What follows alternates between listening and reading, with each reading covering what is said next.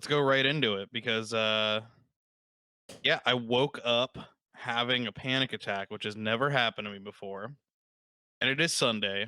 I do get the Sunday scaries pretty bad because of work and stuff. But yeah, I like started having anxiety when I was asleep and I woke up and I just felt terrible and to the point where I was like, I don't even know like what like I didn't feel like watching the movie. I was Oh, like, man, like wow. I have stuff to do today. Like I don't know like what I'm gonna do because I feel terrible. So I like drank a lot of water and tried to like just do ground myself and do exercises to feel better. Mhm. And we watched the movie at noon Yep. and I couldn't be happier that Yeah, we man. watched the movie. This was a good one, man. And This was a really good yeah, movie. I so for those tuning in, we'll introduce it. This is episode 4 of season 2 Yep.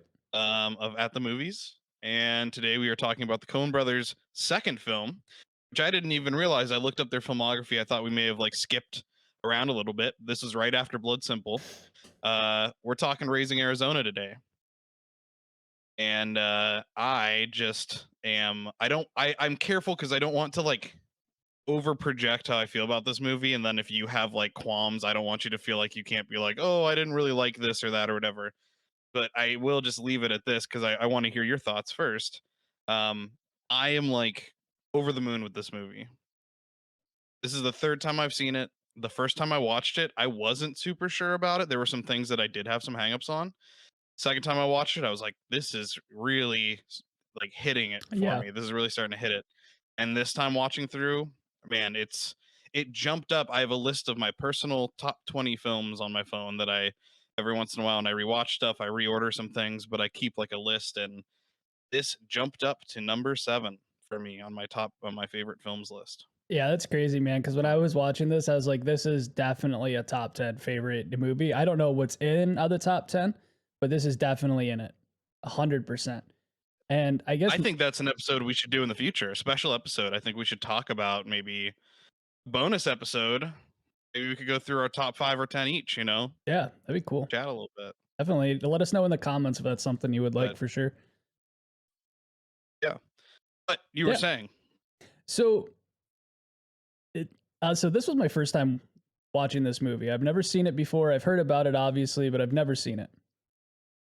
And I don't know. I guess it's kind of my guilty pleasure, but I like Nick Cage as an actor. I know a lot of people would be like, "Oh," or scoff at that, but hey, it's me, I do too. Yeah. it's definitely a guilty pleasure of mine. I like the majority of the movies that Nick Cage is in, and this one, Nick Cage didn't carry this film at all. I mean, the supporting cast was great. A young John Goodman, Holly Hunter, all the rest of these supporting roles or lead roles to a degree really just elevated this film.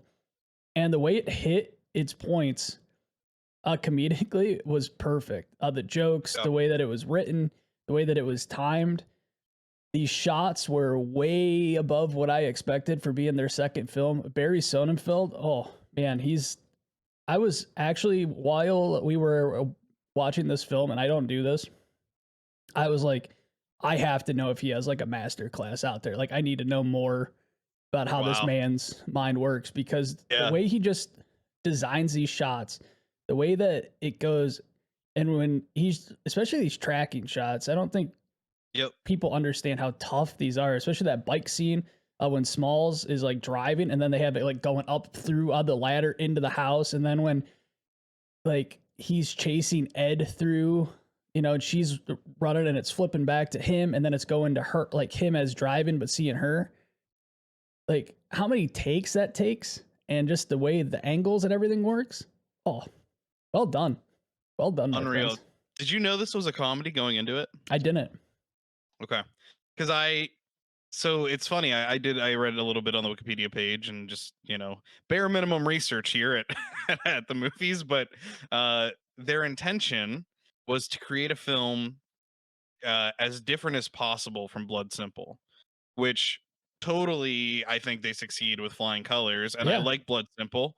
I picked that film because I like that movie and I like it as a debut.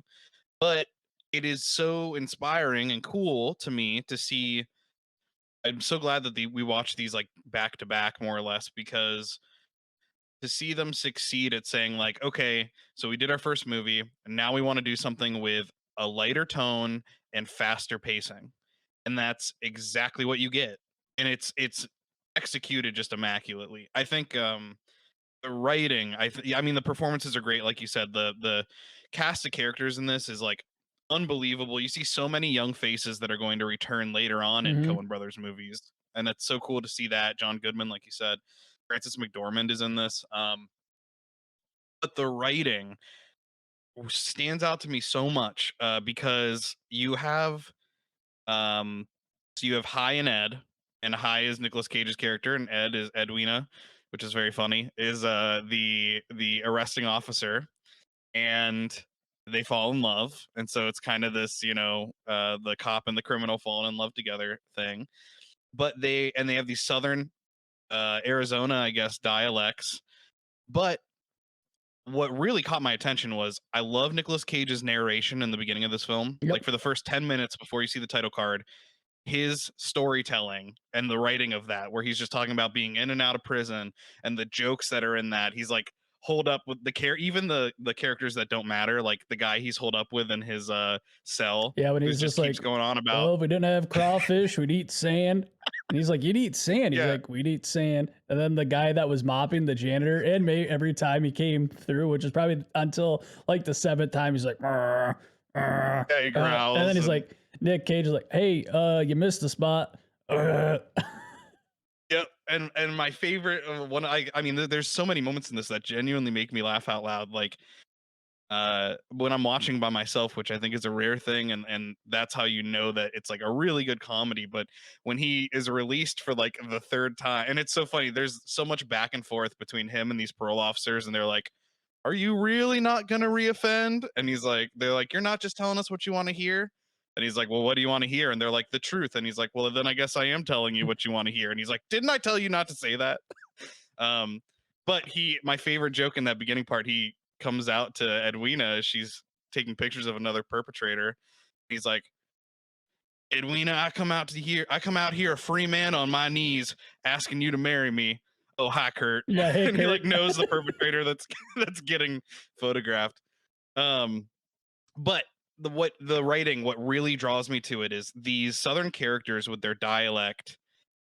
They're all of the quote unquote poorer characters, the characters that are like, you know, obviously High is in and out of prison, and like these less fortunate characters, I guess we'll say, the words that they use in their dialogue are actually very like high vocabulary. And what I read was they used a mix of like local dialect, and then they also thought about what these characters would be Yeah. reading to like write their dialogue. And the two things that they used for inspiration were magazines and the Bible, which I think is like so Oh, true for okay. this Nice. class of people or whatever, so you do find that they're using these high words. And then what's even funnier to me is when they bring in Ed's sister and brother-in-law for a scene.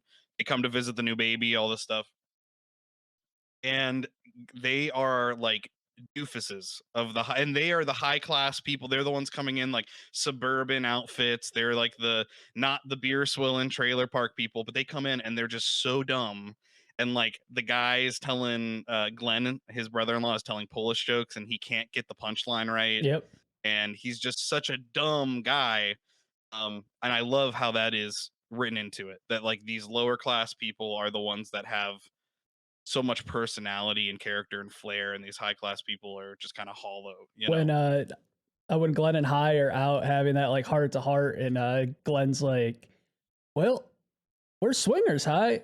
He's like, you would, he's like, me and your wife, you would my wife, and just see like High just go like red and just boom, just that quick punch straight to his face, and that sequence where he like Glenn just wants to get away from him. He's running, running, running, running, boom, tree uh, was such like a slapstick moment, or like you kind of expect it, but you weren't. And right, for sure. I was cracking up. I was also watching this movie by myself in my room, and I was laughing out loud. I don't even remember the last time I laughed this hard at a movie.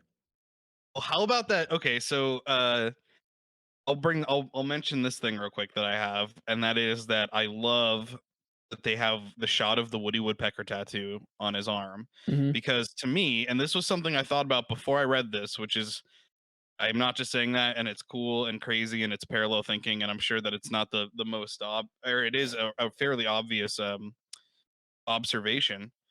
But Simon Pegg had written something about this movie, the actor from Shaun of the Dead and Star Trek and a lot of different things, but he called this movie like a live action Looney Tune. So the scene where Gail and Evil, John Goodman and William Forsythe, um, High's old not partners in crime, but they are people that he was incarcerated with.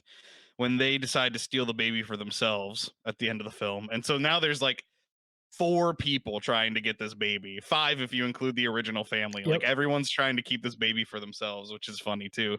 Um, they're swinging Nicolas Cage like around in circles, and John Goodman's punching through drywall. They're throwing people through walls. It is such an exaggerated, funny slapstick scene. I mean, you mentioned, and this is probably maybe the high point of the film, that chase scene in the Oh middle. man, that chase scene when when he pulls up, he's like, "Well, I guess we got to get the baby diapers." And he goes in, and it was like he must something in his head clicks. He's like, "Yep, going back to Robin." It's like Yep. grabs it and holds on the cashier up. Cashier hits on that button, and then Ed's like, "I'm not putting up with this anymore. Hi, I'm not putting up with this." Whips the car out of the parking lot. You see the cops start coming, and then they just immediately just start shooting. They hear that first gunshot Right. come out from that cashier, and we hear nothing but bullets. They're driving down the city, just shooting at nothing.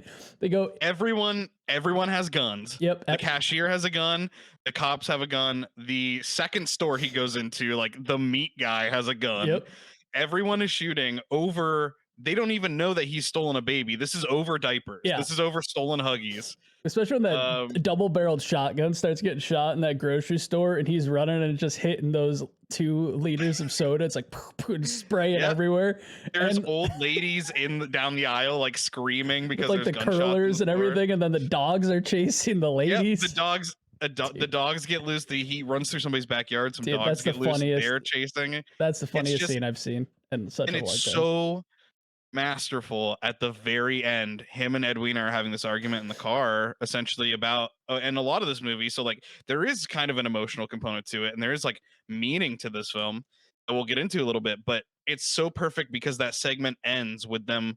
She finally picks him up, gets him the hell out of there, and then on their way driving on the road, he sees the diapers in the middle of the road, opens his door, snags them, and it's just a perfectly like, yeah, I that is the kind of thing that's really inspiring, seeing that, like, you couldn't ask for a better second feature from someone. On the topic Seeing of, someone oh, you- choreograph that, yeah, it's just amazing. on the topic of scenes and how they were when Smalls finally gets the baby and just hooks the baby onto the front of the bike, and he's just like popping up on one tire, driving around, whipping around, shooting everything, and the baby's just chilling on the front of the bike. We talk about how hilarious just thinking about that was. He's like, got it, boom, and just right on there. Did you notice that Smalls had the same tattoo? Yep. So, what did you think? So, yeah, this leads into definitely kind of the meaning of the film for me. What did you make of Smalls, and what did you make of that scene in particular? Well, I guess what I would make of Smalls after you make the Looney Tune reference is that he's the wolf.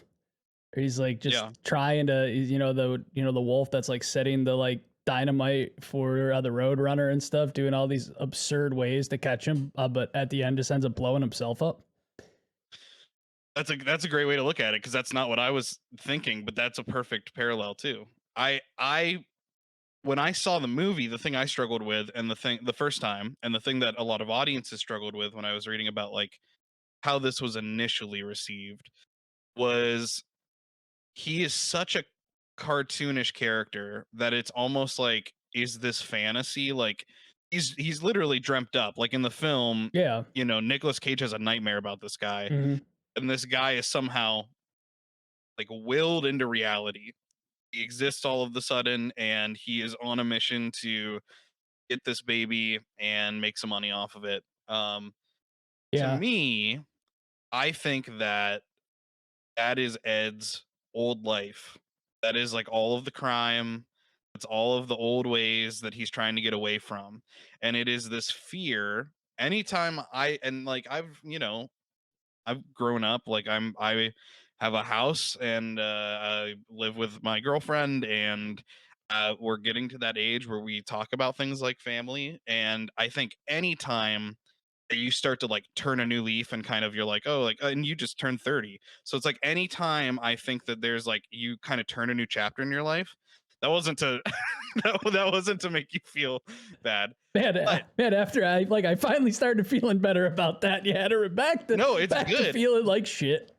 There is this feeling of like you think about this old version of yourself and you Yeah. do get concerned. You have these worries that this thing is going to catch up with you. And I think that's especially true with parenting. I'm not a parent, you're not a parent, but this movie, for as goofy as it is, for as slapstick as this movie is, I think it captures like the anxiety. First of all, it captures the desire to want to have children, because every character in this film, when they get the baby, they like decide they want to keep it. Mhm. Gail and God, I keep messing up his name. Gail Evil. and Evil, Yep. even when they get the baby and they're gonna do the ransom thing, they're in the car. He's like, he smiled at me, and they like get really attached to the child. And then they leave him, Um, and we're never gonna leave him again. We're never gonna leave him yeah, and again. they Promise. again, in terms of putting the baby in danger, it's so fun. They take him into the robbery with them. They like decide not to leave him in the car, so they carry the baby in. And another one of the funniest jokes in the scene, they're like, freeze, everybody on the ground. And there's that old guy that's like, well, which is it, son? Do you want us to freeze or get on the ground? Because if I freeze, he's like, because if I freeze, I reckon I can't get on the ground. But if I get on the ground, I'll be in motion. And John Goodman's like, shut up. Lots of John Goodman yelling in this, which is Dude, primo. I love anything where John Goodman's yelling. I grew up with John Goodman. John Goodman's like my TV dad, so Yeah, I I love it. agree. Me too. I but even so, I and then I take the scene um, where Glenn and Dot, I think her name is her Yeah. sister, Glenn and Dot come over, and Dot is like, they're asking all these questions about the baby, and they're like, well, did you get a pediatrician yet? And like, you have to get all these booster shots and all this stuff, and you see that like Kai is just dumbfounded. And that relates to me, not on even a parenting level, but it's like this idea of like when you're growing up, and I mean, I guess it's imposter syndrome, but it's like when you get a new job and somebody talks to you like you should know what you're going to be doing, and Yeah. you have no idea, and you're just like lost, and you're trying to like you're like, how much do I let on that I don't know anything about what I'm doing? How can I ask for help? I think that really does resonate with me watching this. Oh, Um, 100%, man. Yeah, definitely. you know, it's a movie about parenting, but it's also a movie about growing up and wanting to be a better person. And, they get the ending of the film. I mean, they got this baby not the right way, even though they are super sympathetic characters. I mean, they're hard to dislike. Like, they're really enjoyable to spend time with, and that they don't mean anybody harm, and so like it's easy to root for them. But at the end of the film, they return the baby, and it was a product of High's old ways, and he has this beautiful dream. The film ends with this beautiful dream he has about like hopefully in the future having children, having a family the right way with Ed, and it's like a really sweet moment. There's just I this movie works. It's like I just have never seen anything like it. It works as a slapstick comedy with smart writing. There's fantasy elements to it, and on top of it all, it made me feel some things. And I don't really know what I would compare it to. You I know? don't think I think that speaks to a lot of things. You don't need to compare it to anything. I mean, it's okay if something can be by itself. I think we get stuck in this like, oh, what can we compare it to? I am fine with leaving it just by itself in its own maybe eventually down the road I'll find something where I'm like, "Oh, that reminds me of Raising Arizona," but as of right now, Right. I'm happy to put that on its own. That made me so happy today watching this film. Not that I It was in a really is. bad mood today. I was just in a good mood, but I was like, I laughed so much. I don't even remember the last time hanging out with anybody I actually laughed that hard, to be honest with you, let alone watch a movie. Yeah. It really is it's a feel good movie because even the conflict, there's never a part where you're like worried. Like there's never a part where you're like sick to your stomach being like, "Oh no, what's going to happen?" It's like even the conflict even is like easygoing, Yeah. and it works out. And I do think it's like him and Smalls at the end of the film, it's a battle between old ways and new ways, light and dark. And at the Mhm. end of the movie, you know, he overcomes and um the light prevails. But Yeah. you did mention while we were watching this that you thought that Wes Anderson was inspired by this. Yeah, the It seemed to opening, you. I think it was not so much as the film went on, but in that first, like, when Nick Cage is in there or is talking, um, and you kinda just see these, like, hard cuts, and it's kinda like works like a Wes Anderson film where it's like family, jail, and he keeps going back to the same thing and trying to build out the story in such a quick way instead of, like, using the time in act 1 to really, like, understand High. We get to understand him in, like, 15 seconds. Yeah. And I think that's what Wes Anderson does at the start of his movies too, where it's like you got to understand what is happening and then it goes into the film. Yeah. I agree. I struggled because I was thinking about this movie this morning, and I think the best word probably to describe it is like quirky. But that word feels so loaded these days that I feel like if you tell somebody that like a film is like quirky, it's almost like a negative. Yeah, it's got Like a it's almost negative like connotation to it. yeah, and I so like I'm reluctant to describe it that way. It's just very um irreverent. Like it's just very unique in its writing and its jokes. Again, I don't know a better way to say that. It's not like anything I've seen before. So Yeah. I would definitely recommend. This is one I would recommend to really anybody. Yeah. Um, it's a fun movie. It's an easy watch. Um, I did read. I wish that Nicolas Cage would have done another movie with them. I did read that he wasn't so bad. I guess the Smalls, the actor that plays Smalls, whose name is Randall Tex Cobb, Yeah. was difficult to work with on set.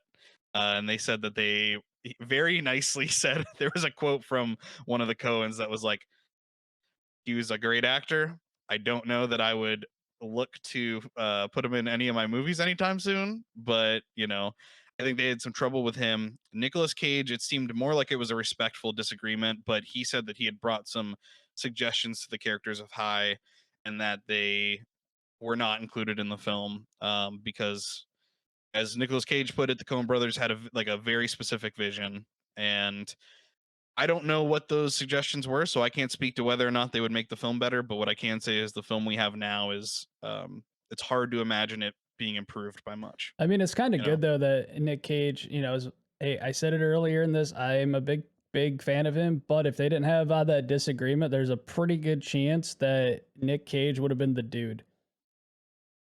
Like, let's think about that for 1 second, is how the Cohen brothers are working with making sure that they're having the same cat. There's a good chance that the dude would have been played by Nick Cage if they didn't have this disagreement.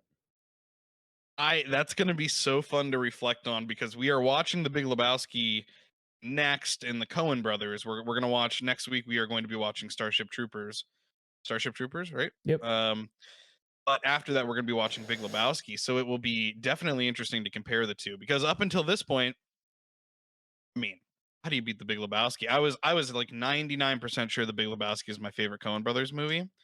But I am feeling now that this could be very close to tying with it. So I'm excited to compare the two. There was actually a lot of stuff that reminded me of it. Even the music, in Big Lebowski, there's like this.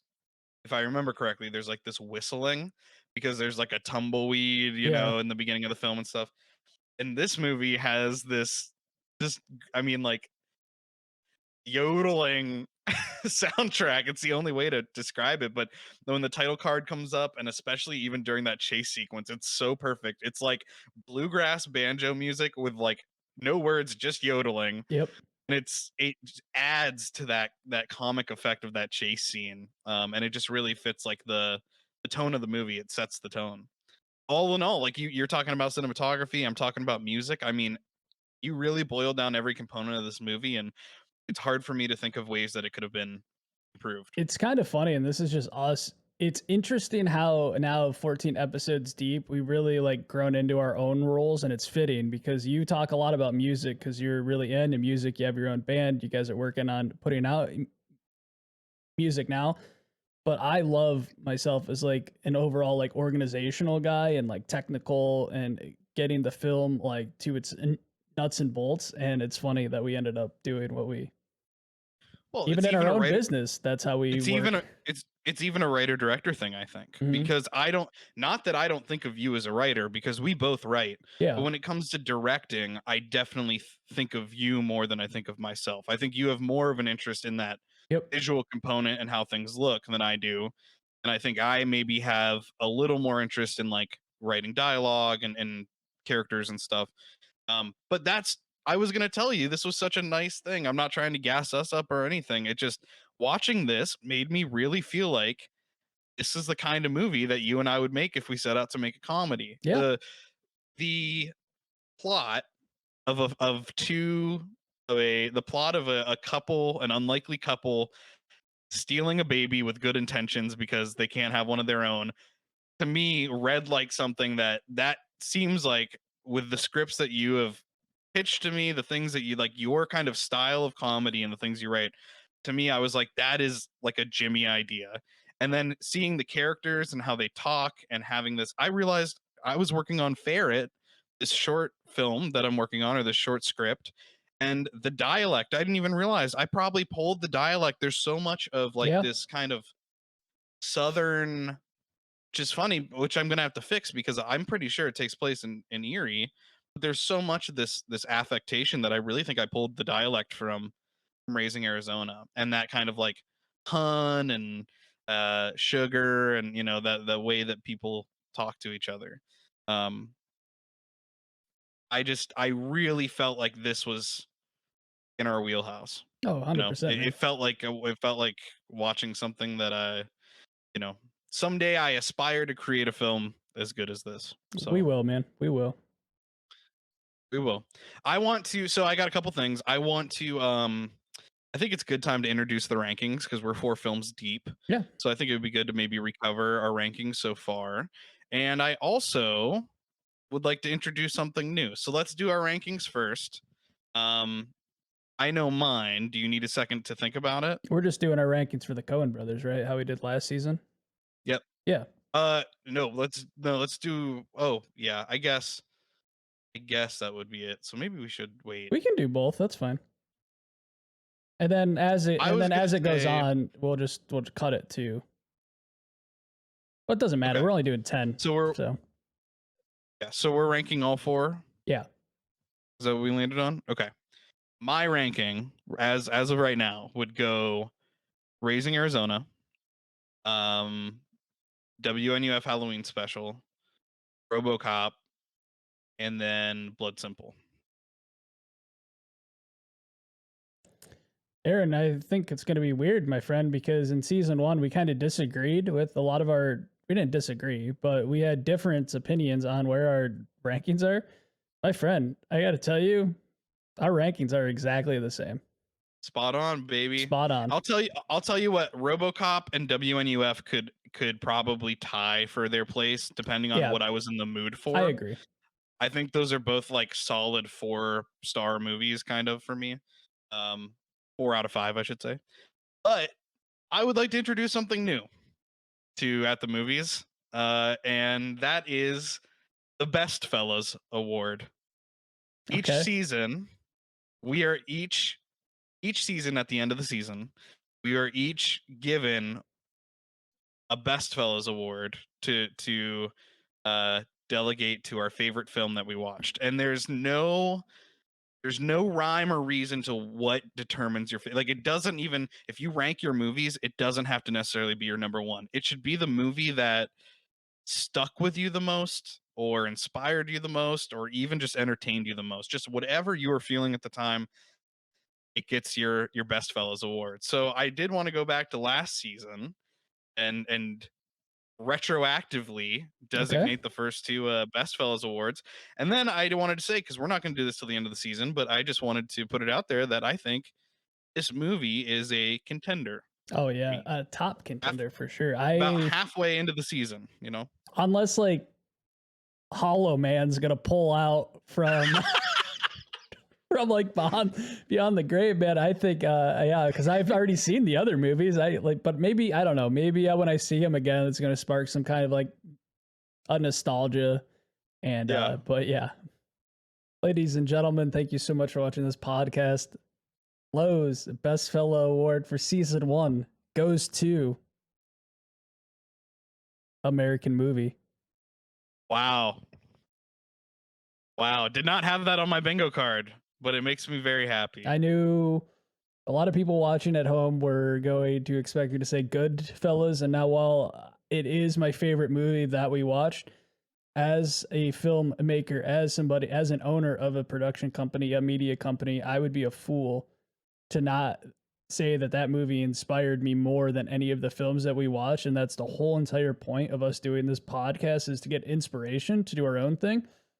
So I might as well pick the film that inspired me the most from season one, American Movie. I love it. I love it. I'm torn between two here. And so I'm kind of cheating, but I'm gonna give a short shout out to my number two, and then I'm gonna give my best fellows award. Okay. And my shout out to number two is definitely the King of Comedy. It is, and I like it for the same reason I like my best fellows film. And it's because it is something that feels simultaneously in and out of Scorsese's wheelhouse. Like seeing a dark comedy come out of him. That was the first one we watched it before we watched After Hours. Um, I was not expecting to see the comedic chops come out of him or Robert De Niro. That movie succeeds at being funny. It succeeds at watching that, having seen the Joker and seeing how much Joker, which I do enjoy, but how much that film pulled from Taxi Driver and King of Comedy. I mean, it really just it hit home how influential Scorsese is and how interesting and different that film is. But my number one, my Best Fellows Award, is gonna go to Alice Doesn't Live Here Anymore. Nice. Because it just something about that movie stuck with me, and it's the second Scorsese movie we watched.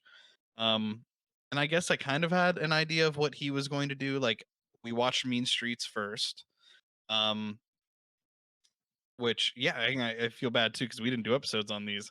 But I did not expect a like a genuinely beautiful character drama about a female character struggling and just wanting to be a good mother and raise her son. I did not expect that to come out of Scorsese, and no offense to him, but I also did not expect it to be so well done by a male director in the 70s. I mean, I It's a really good feel point. like her character is well written. That's a really good point to I bring up. feel like you sympathize with her. I feel like she's well written. You know, you're not meant to sympathize with who's the country guy in that? It's Harvey Keitel's Mm, character, but I don't remember. no, Oh no, it's not. It's the other guy. Chris Christopherson. Yep, that's it. Pissed Offerson.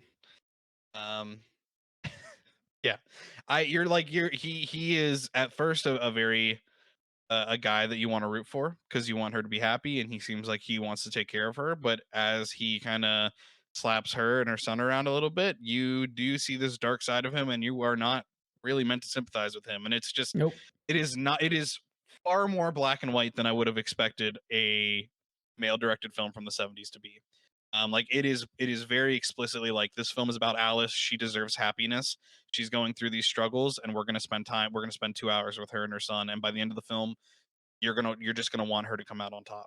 Yeah. So so that's where my best fellas award goes. We'll have to keep track of these because I would love to do what I would love to do is once we get a couple more seasons under our belt, I'd love to do a best fellas episode where we talk about all of these films kind of in one place and rank them and talk about what we learned from them and things like that. So, Then choose one superior great fella. and then one the well, yeah, maybe this should be the Great Fellas Award, and then maybe there should be an even higher level of superiority Yeah, called we'll the figure it out. Best We'll Fellas. figure it out. We're workshopping it, but I thought it I was like it, fun man. Good. to bring to the show. I have one thing to pitch, ladies and gentlemen. If you've ever wanted to sit and talk to us while we watch these films, Aaron and I talk about them in our Discord server. If you'd like to join us for just the low price of $3 a month, head over to patreon.com/Lomo Media. Make sure you put Lomo Media in there because we are Lomo Media, not just Lomo. And you can join our Discord and watch the films with us, and well, talk with them. You got to watch them on your own. We don't supply the film in our Discord just for any of the people out there to DCMA us in our own Discord. But now, if you'd like to join us, talk about it, and also too, not only do you get to hear us talk about our films as we're watching them, you get to be in there when we talk about our own films when we start producing them as well. So Definitely. You can sync up with us and watch it along with us, barring me having to be like, "Hey, I got to pause and take a shit." You guys, today I took a 10-minute break and had to resync up with Jimmy, but it's all good. We have a lot of fun, and we would love to have you in there. We're really trying to build up this community, so thank you for watching the show. I really hope you're enjoying it as much as we are. And again, yeah, we dropped that Patreon pricing down because we really want people to be able to enjoy these movies with us and talk to you and build a community. So we hope to hear from you. And again, if you would like to see um, a Best Fellas episode, if you would like to see Jimmy and I just talk about our top 10 favorite films ever, if you want a list of that, or fan favorites, if you have suggestions, we're still working on the details for that. But if you have a fan favorite that you would like us to watch for an episode, please leave it in the comments. We always respond. We are listening, and we are very thankful you could for our audience. always tweet us too at Lomo Media if you have a film too. If you don't want to leave a comment or anything, if you're just listening to this, I know that comment features on podcasts don't really exist, but if you just want to send us a little tweet at Lomo Media, feel free. Yeah. We'll respond Do it. back. I will include the social links if you're listening to this, I will include the social links in the episode description. So follow us, subscribe, do all the things. And we'll see you here next week with Starship Troopers. We're gonna have a good old talk about fascism. So